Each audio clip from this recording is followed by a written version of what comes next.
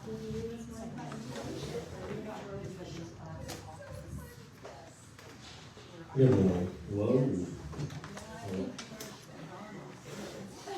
Hello. Yeah. Good morning. Good morning, everyone. We thought of world religion class today. It's lovely. February the 11th. This is like a Valentine's Day. Romance Day. Yes. I feel romantic.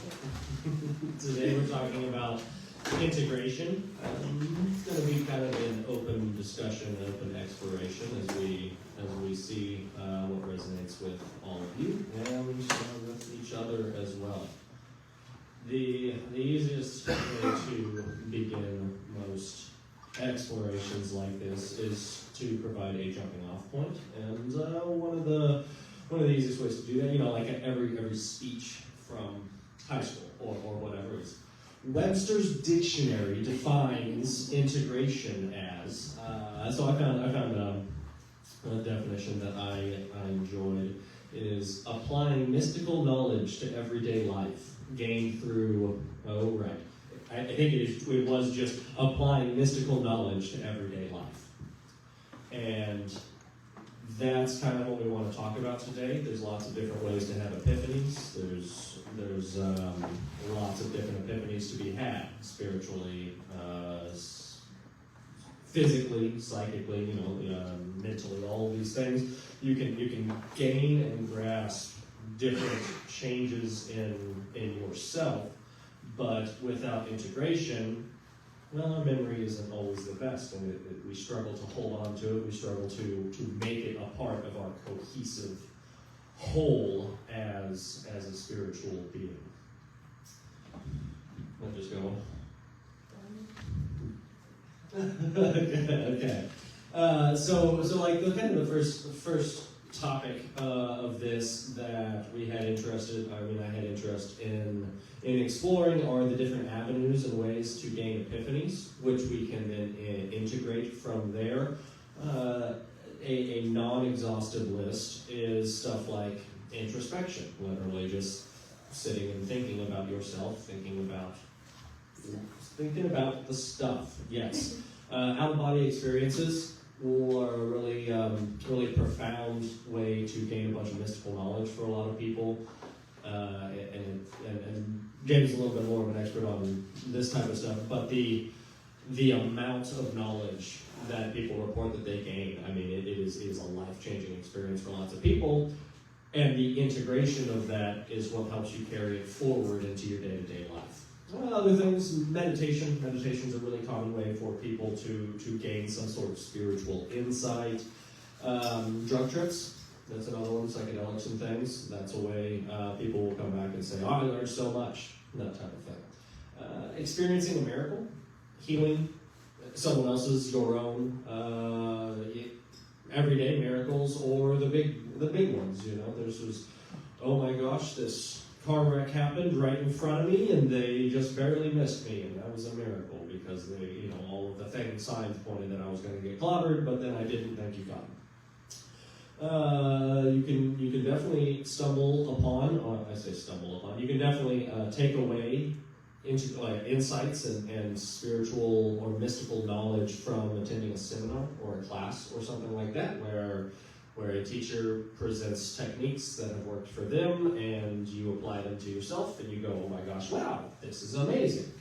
I never knew that I could know these things. And then one of my personal favorites too is you're just kind of sitting around or walking down the street, and you get like, bam, a thought form or a concept or something is just kind of to do it clumsily, is beamed directly into your brain. It shows up. You're just like, oh. and so those are like the wind. All of these are like the wind that'll just kind of blow away unless and until you integrate. The integration itself is what kind of gloms this knowledge onto your own accumulated being, onto your own self, and that's definitely how I see integration and I try to use integration is by visualizing kind of the concept, the knowledge, the lesson, and integrating it, incorporating it into my daily life, incorporating it into my understanding of topic A or topic B, or practice A or practice B. Just to give a more specific example, I think just for context and for whatever, that could be something as simple as you wake up one morning after a night out of drinking and you are groggy and you're feeling terrible and you're laying in bed and you're like, I have to stop doing this. That can change everything. Like, what if your friends only see you at the bar? What if drinking is your job? What if you are a bartender? What if, you know, there's so many implications. For even a simple thought like, I have to change this one thing about my life. So that's the insight. What does the integration look like of that? Yeah, well, so then the integration of that, for me, the stickiest bit of integration is all the fear and anxiety and shame wrapped up in it. It's uncomfortable to learn a new truth or insight about yourself or about your life, to realize that you have been doing something that is not helping or enriching your life, and maybe you've been doing it your whole life. It's devastating. You've devastated yourself by hurting yourself, and sometimes there's a healing process that comes through even being able to integrate that information. It's That like pain and shame, is that why a lot of times people will not make the changes that the insight gave them because or inertia, or what do we? I mean, I think in some cases, it's too overwhelming, too challenging, the obstacles are too large, you're not willing to give up all your friends, you're not ready to quit your job, you're just not sure you actually need to leave the relationship. You know, all of the things where you're like, I don't know, maybe I could just do it better. And so I think the first cycle, the first loop we can get ourselves in when we have one of these insights and we are attempting to integrate is doing it sloppily and poorly or in a... Is that still integration? Yeah. I mean, if you just do a little better, is that the same thing? I mean, do you have to make the wide sweeping life changes, or can you do it better? Well, that depends on what you're doing. I think that depends on what you've realized or what you know. If you've realized and you know that your friends are toxic in your life and they are damaging your mental health and you're not able to recover, it's bleeding over into your home life, it's bleeding over into your work life, you're crying all the time, you're fighting all the time, whatever.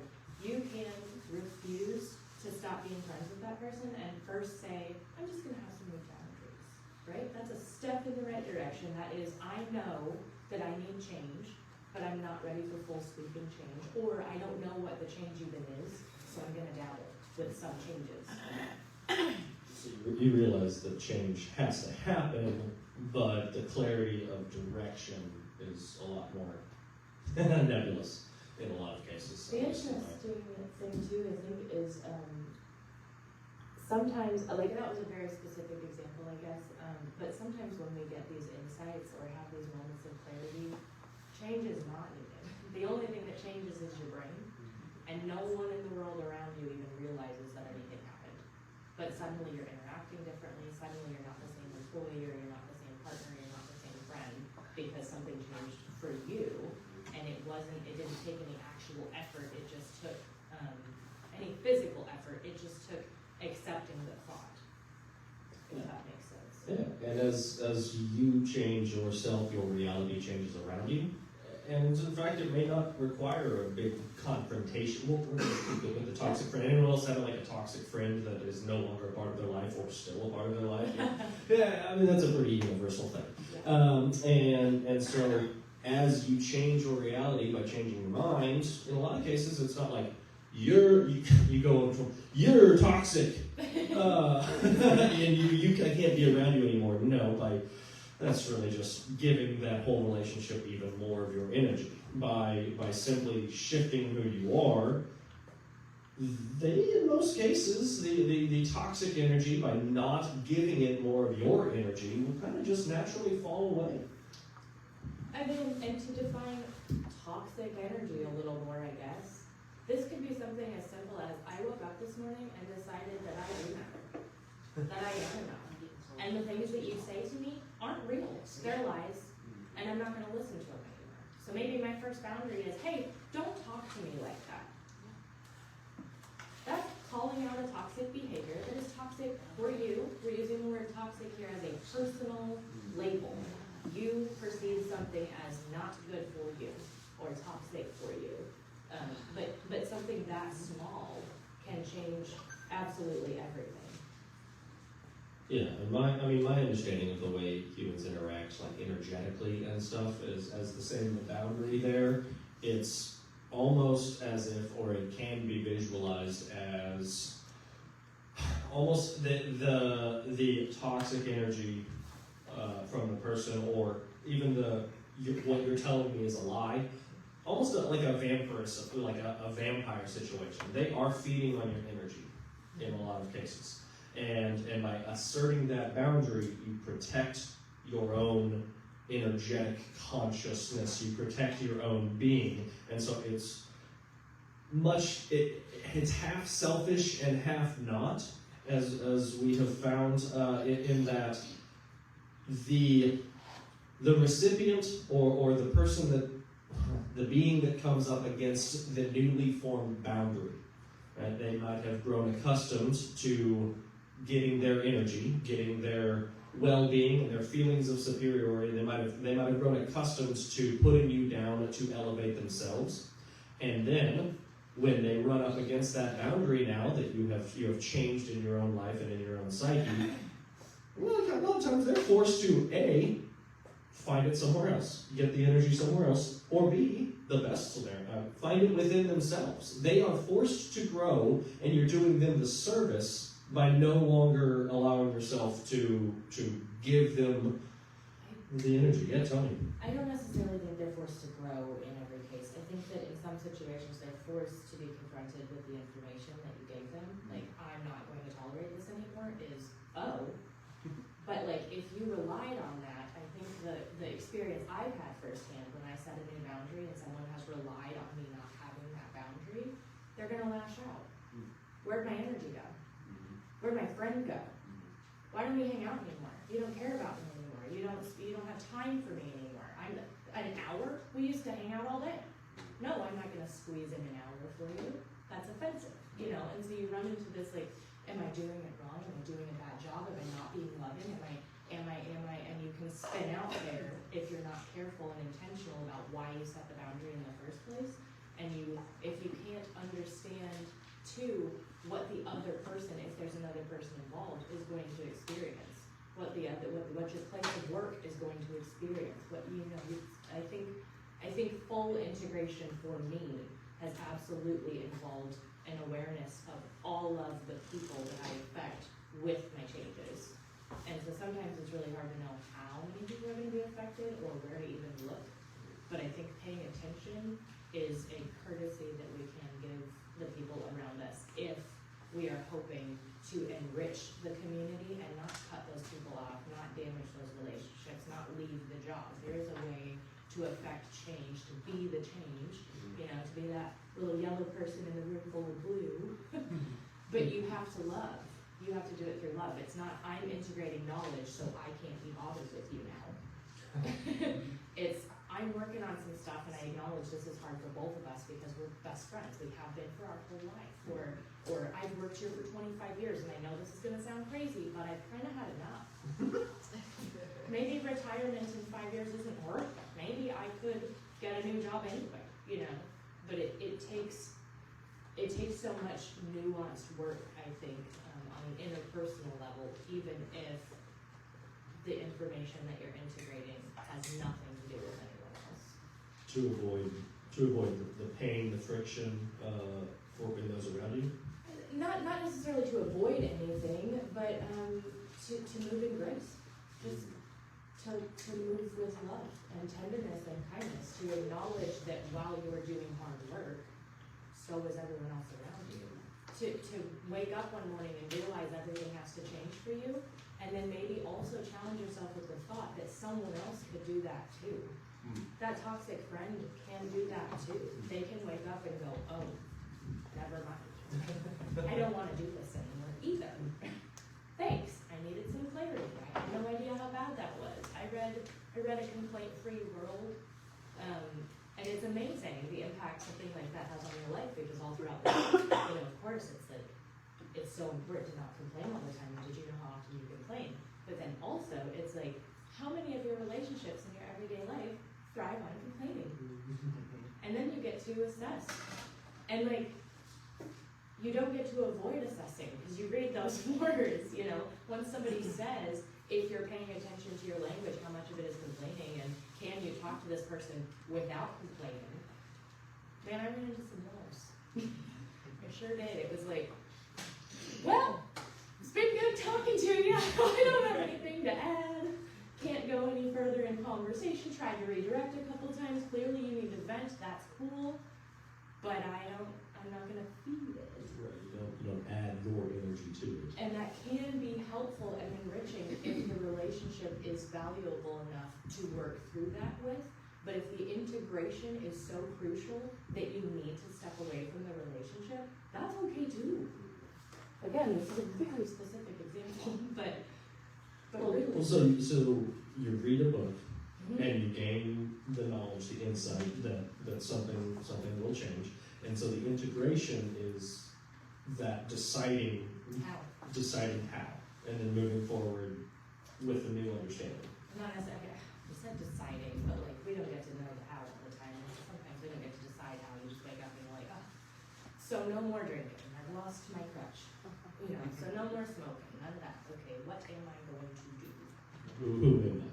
Well, yeah, because it takes a lot of strength to be able to remove a crutch that you didn't even realize you were leaning on, and successfully pivot onto your other foot for long enough that you can regain your grounding. Right? That is a very nuanced thing. Like, suddenly your best friend is no longer in your life. Surprise! Now, your dog died. A week later. No, I mean, seriously, this stuff happens, and it's crazy because we make these sweeping changes for ourselves. We try to stand up for ourselves and integrate this information, and sometimes that's when we're hit harder. That's when it's like, don't you wish you could call your friend? Don't you wish you hadn't broken up with your partner? Don't you wish you hadn't sold your car last week?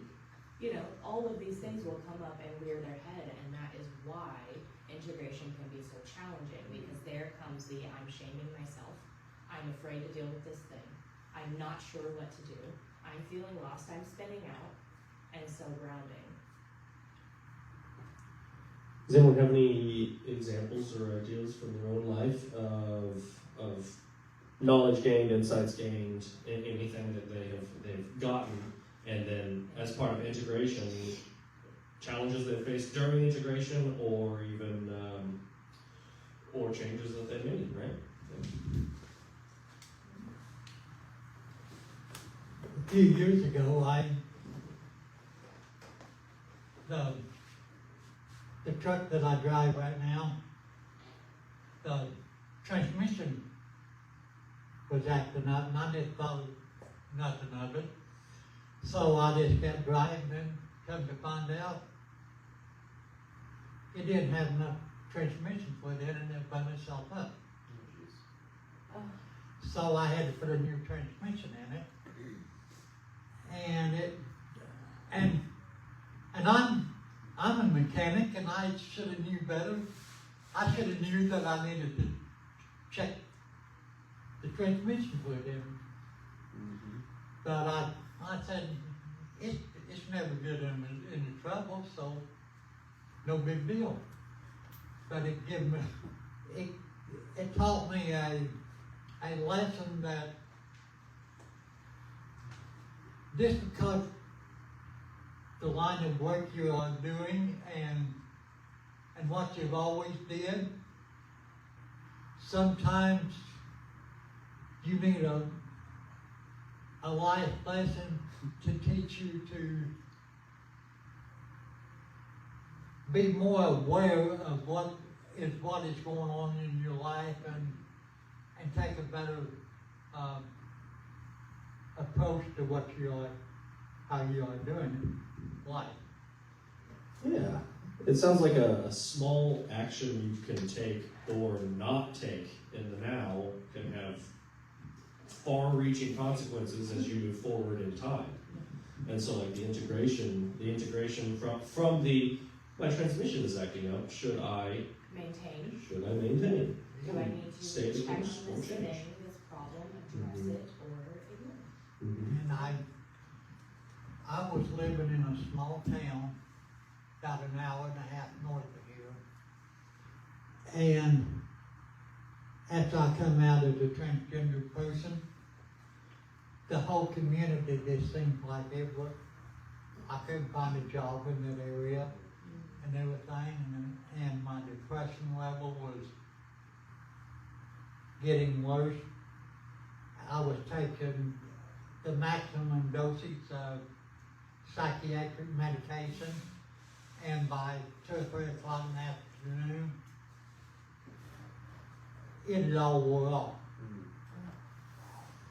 So I decided that maybe I needed to change my residential location. So I moved to Springfield with the help of vocational rehab, and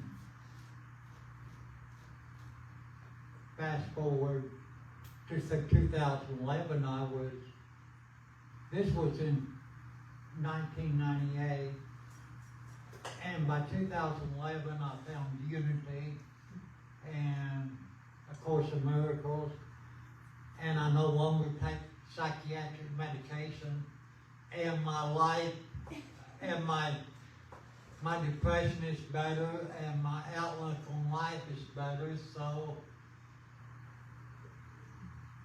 changing your boundaries, and sometimes it is necessary to pick up and leave your current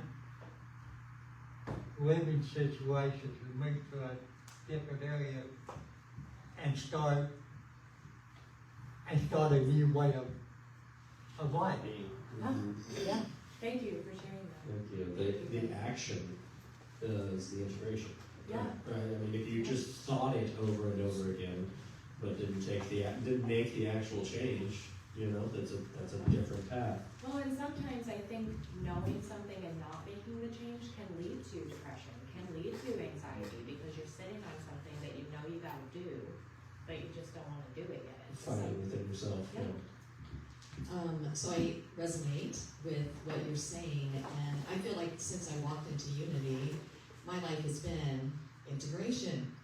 And integration for me has always brought great change about in my life. And I think that's the one thing, so many times when we start working with integrating the things that are being revealed to us, it's exciting. And at the same time, because we are integrating them many times, it's just exactly like you're saying, people fall away, things fall away from our life. And we want to hold on to what was, because that's what was, I always say we become comfortable in our uncomfortableness. Yeah. But, integration is really about, it really is about change and transformation and trusting whatever is unfolding in our lives as we're staying true to that, because it's as you said, it's always so much greater than we could have even imagined. So thank you for this. So I took an avatar course, and confession, I actually took it to find out what cult my son was in so I could figure out how to get him out of it. And after going to the resurfacing weekend, I was driving to Tulsa, and all of a sudden I realized that my mind was totally clear. And this was peace. And it didn't come from where I thought peace would come from. It didn't look like what I had imagined peace would look like. But it was real, and it was new. And I walked into my daughter's house, and she's kind of freaking out. And I ended up taking the whole avatar course, and when I got off the airplane, my husband picked me up, and we went out to eat. He said, well, we need a filing for divorce. And I kind of looked at him like, huh? because I basically thought I'd made a commitment for life. And so then I'm living in a place where there's no other avatars, and I'm feeling isolated, and I don't understand. And at one point I said, I'd like to go back to sleep because it was easier when I was asleep, when I didn't know. And so eventually, I ended up going to Tulsa and staying. I bought a house down there, so I was remodeling it. So I stayed down there, so I was away from him. And then I ended up coming to Springfield to babysit for a month. And I just couldn't go back. And it took me another, 2 or 3 years, 4 or 5 years, before I finally filed for divorce. But it's such a process, because when you know stuff, it's like you gotta be accountable, and sometimes it's not something you want to do, and sometimes it messes with your family. And my daughter still is like, you don't talk about Avatar, you don't talk about Unity, you don't talk about this stuff. She won't leave me in the room with her kids, for more than like 10 minutes. And so it does, but I have, it finally got down to, I have to be who I am. And sometimes it takes a while to know who you are. And so, yeah, but you just, sometimes when you make that big of a change, it's like, it takes a while to integrate. But eventually, you kind of see the light at the end of the tunnel, and it's like, okay, now I know what I have to do. So, yeah. I wanted to go back for a second. In our last talk that Greg and I did, we had a beautiful metaphor about integrating the knowledge about quitting smoking, how that can sometimes look as simple as, like, of course I'm not going to buy a pack of cigarettes, but also I'm not going to go out for smoke breaks. I'm going to get rid of my ashtrays. I'm going to move that chair. I'm gonna, and taking it through all of the steps. And sometimes all you can do is move the chair because you're still buying some cigarettes, but now you're smoking less often, right? You can start on either end. It's a whole journey. Yeah. In that same vein, I was going to explore a little bit a pitfall, a trap, perhaps, in integration, especially once inside is gained, we get into smoking or drinking or something like that. Or whatever, insert your own insight about how you must change yourself.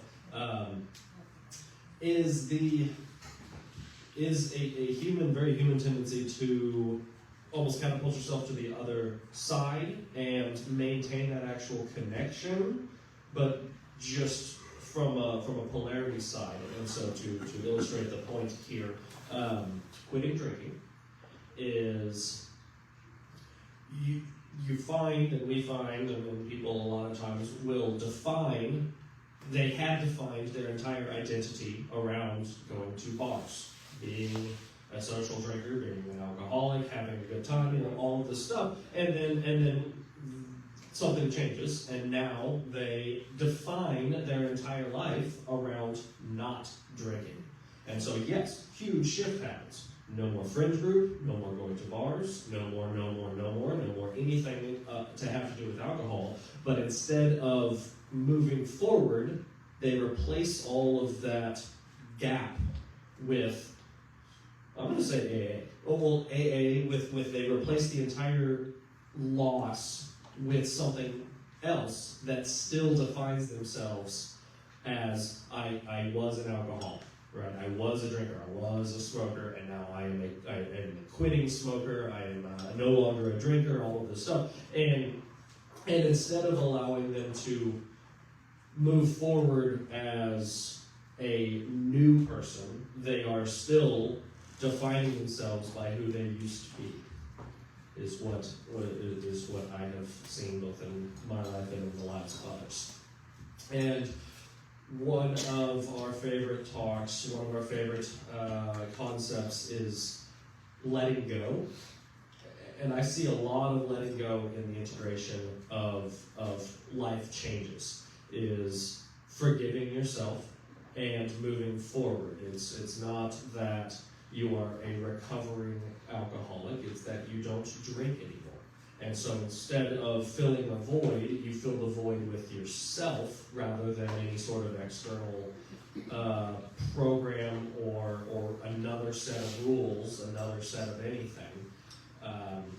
I believe you don't have, you can fill up your own balloon, so to speak, your own balloon of being without relying on other things. Not that they aren't valuable tools. So what you're talking about, kind of, just to try to help me understand Yeah. more, is almost essentially like you could live a timeline where you went through a drinking bout of your life, however long that was, and then you went through recovery, and now you are in recovery and you're no longer drinking. Or you can recover from drinking and then step into a different timeline and choose everything different, and like leave that other one behind. Is it how do you integrate the life that you had before? How do you bring anything with you, and how do you know what to bring with you, if anything? Well, I see if your life was entirely about drinking, and then your life is suddenly after the change, after your pivot, your life is entirely about not drinking, you have left nothing behind. You have brought it all with you as a way of defining yourself. And so instead of bringing the entirety of the past with you, clean slate. And that to me is the integration. You make the change, and then you become born again, right? You don't carry all of the shame, right? By defining yourself by your bad habits and actions, by defining yourself by and with the changes that you knew you had to make, you haven't let go of who you were. And it's kind of a almost like a dragging an anchor behind you. I'm not sure I'm aligned on that.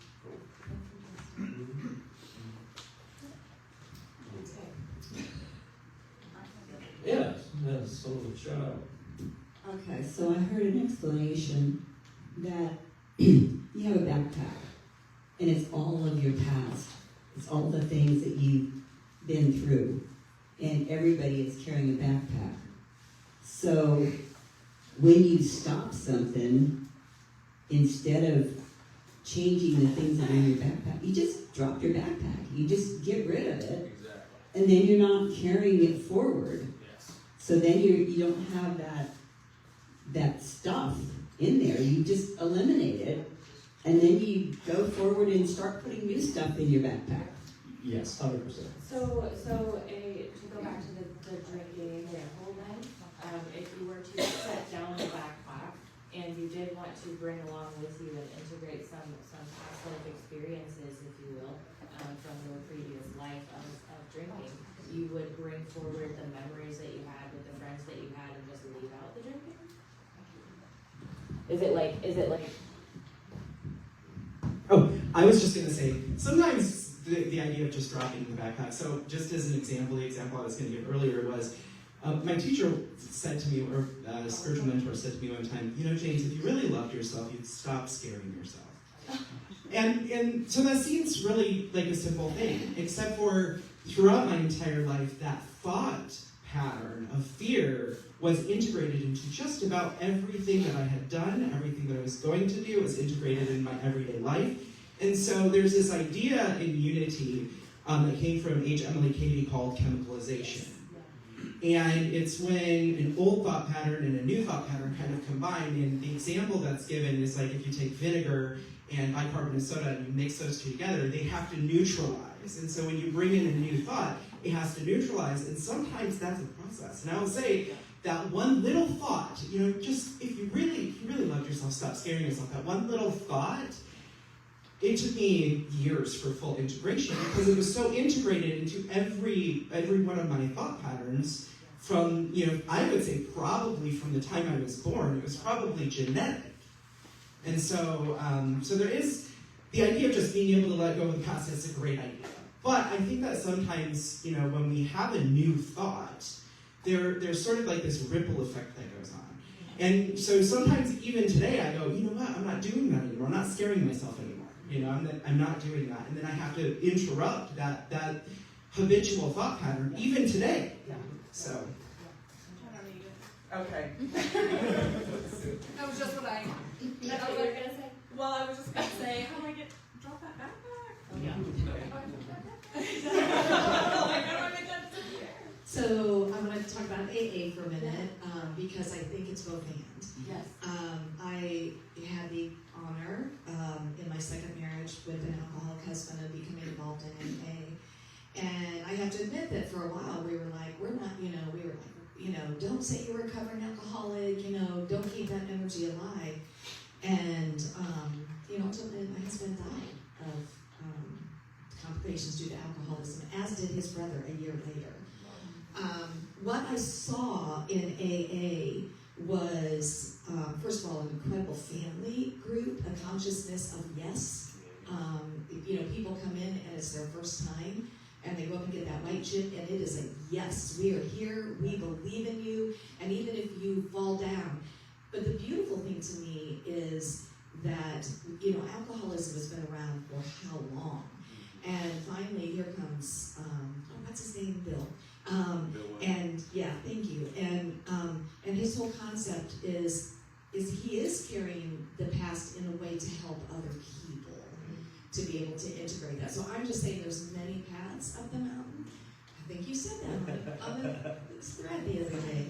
And many ways to integrate. And so AA works really well for a lot of people. And I've known many people who've never done AA and have been able to integrate exactly like you're saying. Where they just, so I just want to Use all the tools. Use all the tools at your disposal. Anything that works for you. Yes. You want to make it work for you. I'm like 36 years sober, and Can you put that up closer to your mouth? Thank you. I'm 36 years sober, and the one thing that I found that is a big holdup for a lot of people about anything is their ability to accept mediocrity as what they may have to live for the rest of their life. Yeah. And not only to find that feeling, but to look at it and say, I'm still valuable. I have to know that I am going to be the person that I am, and I don't have to be any other person. And I do not have to eliminate anybody.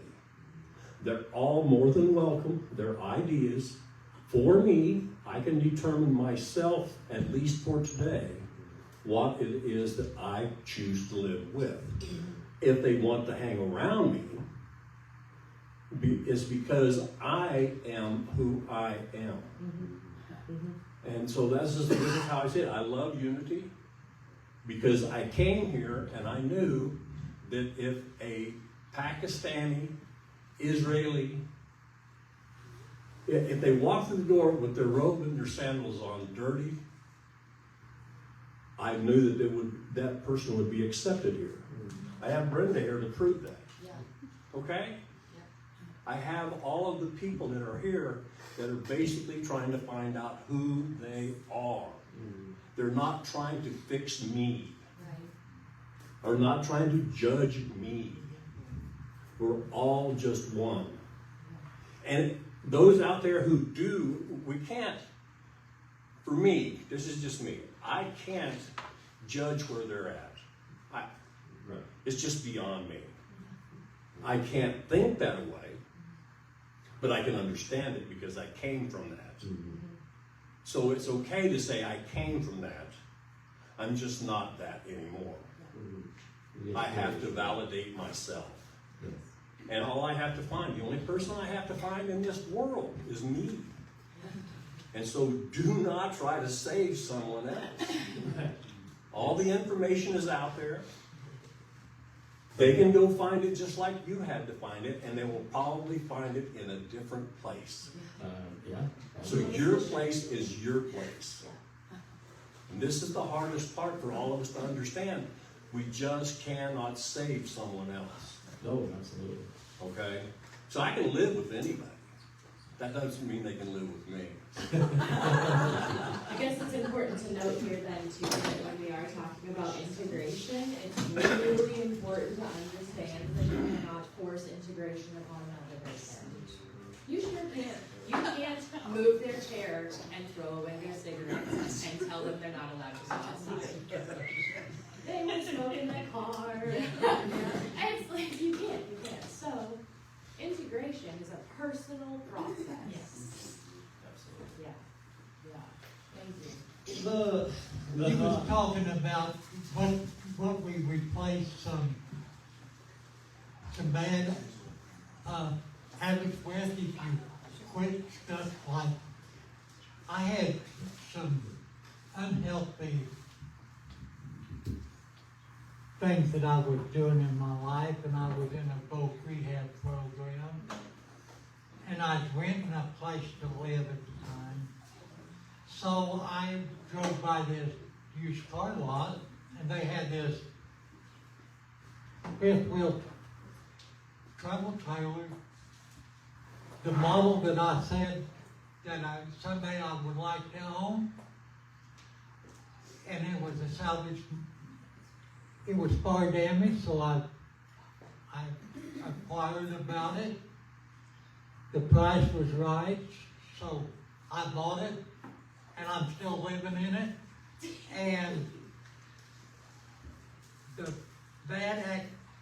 all the bad stuff that I was doing, I replaced it with teaching myself how to rebuild the inside of a fifth wheel travel trailer and gaining valuable knowledge and added to my experiences and knowing how to fix things. Yes, and sometimes that can help a lot with integration too. Like we can all know, back to the toxic friend, that we need to cut that person off. But if you don't think that you're going to be able to do it alone, since you've always had a best friend, maybe try to meet some new friends. You know, maybe get yourself some support in the way that you need it. Because yes, if it's going to be a challenging integration experience, find something that you love to carry you through. It'll help so much. I might throw out an example here, and I'm almost expecting pushback and disagreement with this. But, oh yes, absolutely, always from you. So here's the story is maybe a little bit whimsical, but someone draws all the time. You know, they draw with a pencil, they draw with a pen, but anytime there's a paper and a writing utensil in front of them, that's what they do, and that's how they define their life, and it is interfering with their daily life. You know, if there's a pencil and paper on their table, they won't go to work because they're drawing the entire time. You know, and they write and they draw and they whatever doodle, and the insight comes that they need to make a change. Obviously, I can't go on living in a way that every single time I see a pencil and paper, I have to doodle and ignore my friends, ignore my dog, ignore my work. And so the insight comes, and the choice that was made is that they forswear, they eliminate all pencils, all papers from their house, from everywhere they go. They can't go to a friend's house who has a pencil and paper there. Okay? And so the rest of their life, they can't even be around a pencil and paper because they know all day, every day, that if I see a pencil and paper, it's going to ruin my life. Okay? I would posit that they have not integrated the insight because they carry the fear, they carry the addiction still within them to the pencil and paper. They can't be near it. And that's now, all journeys are the right journey, and wherever they are is great, and if the rest of their life is just pencil and paperless, great for them. Now, though, the way that I would what I would posit is that they would be able to release themselves from the fear and from the addiction of the pencil and paper, and be able to be around it, and even be able to draw again, as is their passion, without being consumed by it because they have released themselves from the attachment. That's the integration to me, is the actual release and the moving forward as a new being, rather than continuing to be the old being that just has changed and avoids the thing. So, yes. I was just going to say that I think that recognizing I can't be around the pencil and paper, that is a new thought on the evolutionary scale, right? Yes. I do think that that's a step, but the goal really is to be, to live in the world without this constant contradiction, without this constant tug of war. So that's just my perspective. But. Yeah. Thinking. Oh yeah. So I would say, there's some people that you can be around. In some situations, you can have paper pencil, and there might be some situations where you just don't want to paper pencil. Absolutely. Yeah. Just a continual process. Integration itself is just refinement over and over and over again until ideally you set down or you are no longer bound by who you were. It's funny, as everyone's talking, I'm kind of thinking about this all on a pendulum, and it sounds like we all kind of agree that if we were perfectly balanced, we're like straight up and down. That pendulum isn't even swinging. But in reality, we're always swinging. That's the balancing process. It's back and forth, and any of these different topics, whether it's alcoholism or something you're trying to change, like, you're probably going to overcorrect. Yeah. And I think what you're just trying to say is, like, be careful of the tendency to overcorrect so hard that backswing is just going to keep you swinging. Yep. And so there's probably going to need to be a backswing. But if you're intentional, like you're saying, then maybe you can make it only a half of a backswing. By And releasing so, the energy. Yes. yeah. Or maybe in this lifetime, like, your job was to swing to the other side. But you can think about these ideas and maybe find balance a little bit sooner. Precisely. Yes. I'm thinking about James, stop scaring yourself. If you woke up and repeated a mantra to yourself every hour of every day, I have to stop scaring myself. I mean, you're feeding it with this energy and maintaining that tether, right? The mantra is all is well and I am safe. I love that. Yeah, it's really a thing of balance. The little boy who's afraid, you must love also. Okay, you have to let the little boy know that I understand you're still a choice and I love you. But right now I can move on. And that's just what we all have to do. I gotta tame the little boy or the barking dog. That's a good one. We have to tame this in ourselves to reach the pendulum swing where it's just a little bit, and then that brings in mediocrity and the ability to accept the fact that not only am I important, because I validate myself, and then I work on where everyone else is very, very important to me also, because I can't do it without you, no matter what it is. So, anyway, that's me. This is a great talk. Thank you. One thing that I'm thinking of right now is that I think every day we constantly have integration going on. Every day, almost every few minutes, sometimes. Right? And sometimes it is something so small. It's like, I got angry at the guy in front of me because he wasn't going fast enough, or he's weaving. Don't tell me. So you have conflict, and you want to get to resolution, and as you're saying, the pendulum is swinging. And we don't even think about those things most of the time. But somehow, if we have any sort of a mind, we can get to that place. And that place is always peace. It's peace within ourselves. And so we have to figure out that way. And some things in our lives are so dramatic, and we have to find that peace. And it's not easy. You know, having cancer, and then trying to find that resolution to how can I find peace while I'm going through this life-altering thing. And so some things are just very minor with the integration, totally unconscious, and other things you have to put a lot of work into. The big pivotal ones in the lifetime. Keep going.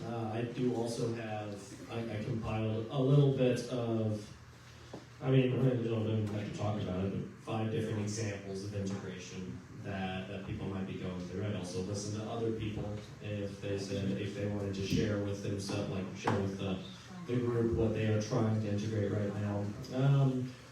But as I talk, integrating humanity with divinity is an insight that people get and struggle with. I mean, that's a lifelong thing. Is I am divine. Another masculine and feminine. If you find that you're pushing back against one aspect or another of yourself, integration looks like the balance. Right? It's stilling the pendulum there. I really liked this one here. The integrating your desire to let go with actually letting go. That's a fun one. And then one of the ones that Rachel and I talk about and try actively in our lives is integrating your meditation practice with embodied meditative approaches to life. Is meditating, such as meditating while doing the dishes. What you got? I would actually just love to hear more from you guys about how you've worked through integration, how you've had an insight in what the implications have been. Like, I just would love to hear more stories. The integration. 5 minutes left. Yeah. For only 5 minutes. Whenever Kenneth Redmeyer was here and doing this Wednesday night study groups, he was talking about different ways you can meditate, and I found if I got really something that I really need to meditate with, a walking meditation is very effective for me.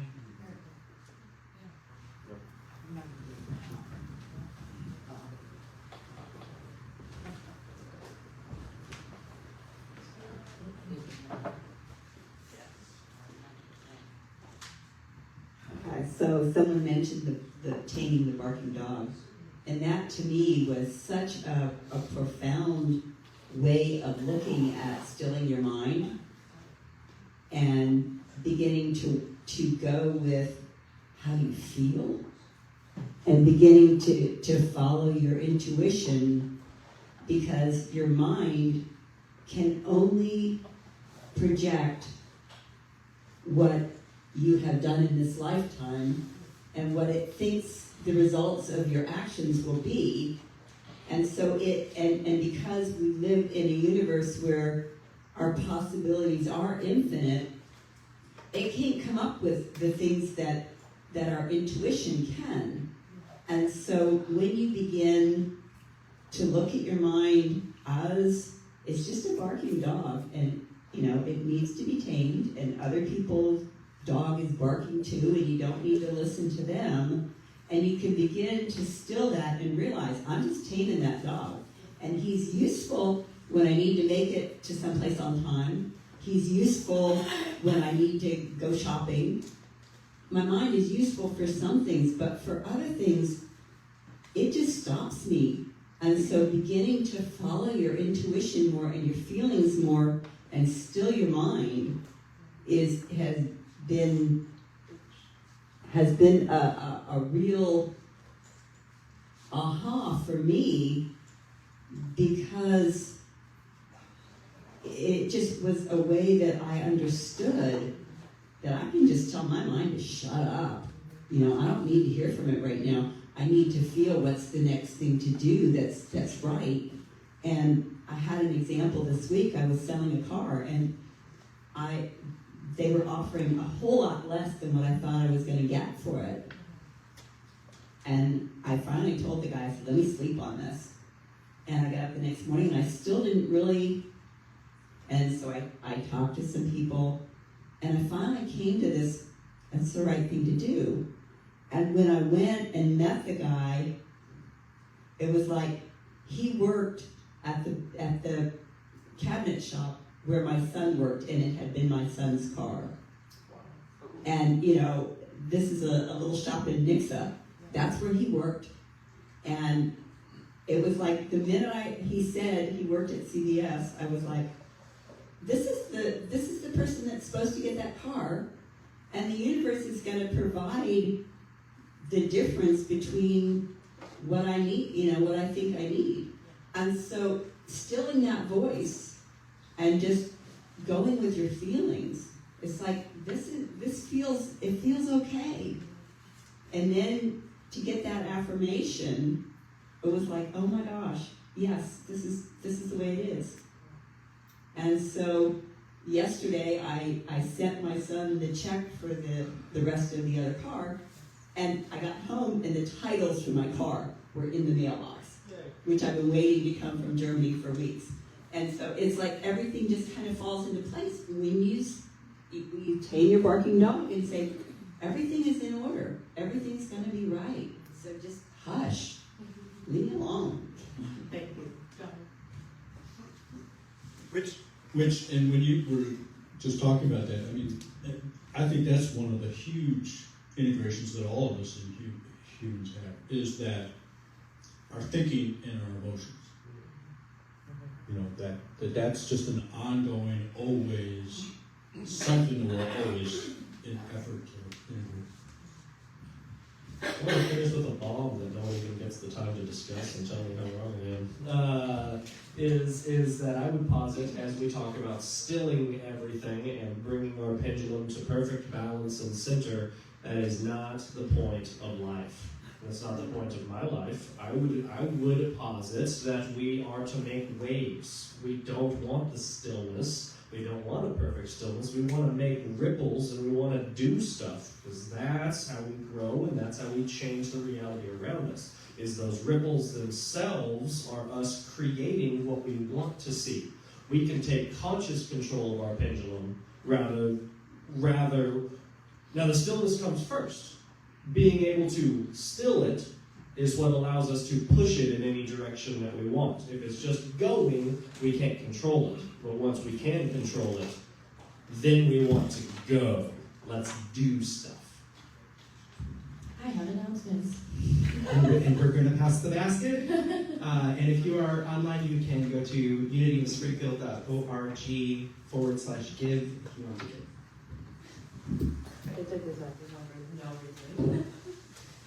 Next Sunday, February 18th at 9:15 a.m. in the New Thought World Religion Adult Sunday School class, Greg and Rachel will present part 2 of Integration. There's more. Every Sunday when Sue calls for the offering, she mentions ways to donate to Unity of Springfield. You can donate through Tithely, PayPal, and Venmo. Venmo charges no fee for contributions to churches. Tithely and PayPal do have fees that either are deducted from the amount you donate, or you can opt to bundle charges. We're so grateful to those of you who give through automatic deposits. Even if you are not able to attend, we receive your donation. Over 1/3 of our 2023 contributions came from automatic deposits. If you'd like to set up an automatic donation, there are slips in the back chairs that you can fill out and leave in the office, or you can come by the office and we will help get that set up for you. That's it. Thank you. Thank you.